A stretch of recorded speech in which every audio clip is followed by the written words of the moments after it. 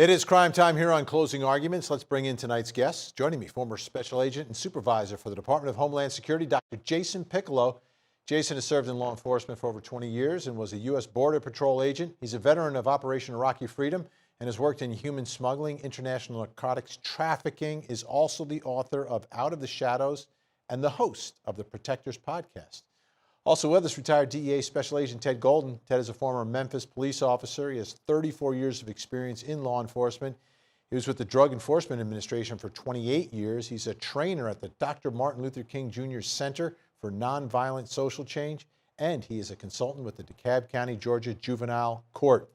Welcome to you both. We're going to begin tonight with a grisly murder in Green Bay, Wisconsin. Take a look.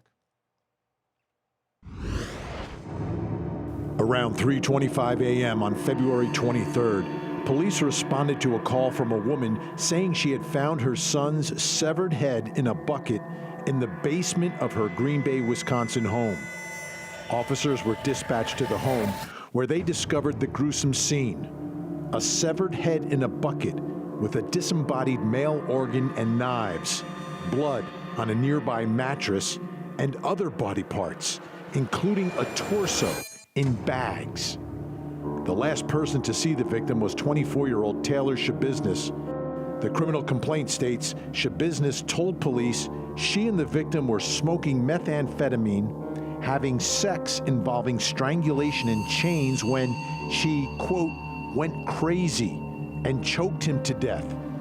Shabiznis told police she then performed sex acts on the body before dismembering it.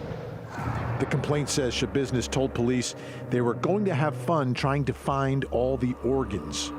Taylor Shabiznis is now charged with first-degree intentional homicide, mutilating a corpse, and third-degree sexual assault.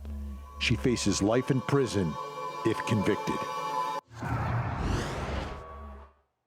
I warned you, this is unspeakable. Dr. Jason Piccolo, first thing, investigating a case and a crime scene like this. I can't imagine. You know, my master's is in forensic science, and I can't imagine trying to put this crime scene together.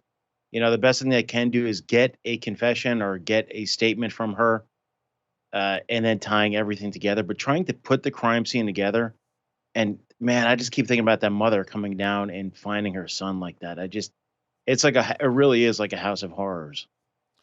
Ted Golden, the other part of this story is the drugs. Methamphetamine, is that possible that someone on methamphetamine could go that crazy and do what is alleged here? Well, let me introduce you to a subject I talk about frequently. It's called polydrug use. People who use multiple drugs either at the same time or one after the other.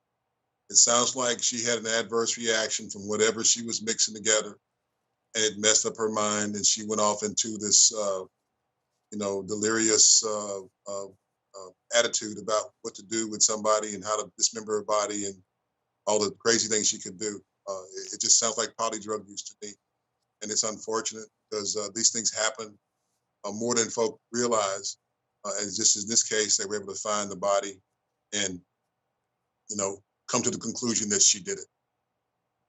Yeah, the other part of this, Dr. Jason Piccolo, it's unusual. I don't know if I've covered a story or a case, an investigation where it is a woman dismembering a man. We've seen the other way too many times. That's the other part of this that is very unusual. Well, the acts post-mortem too, coming from a female suspect. It's a very disturbing crime. Absolutely.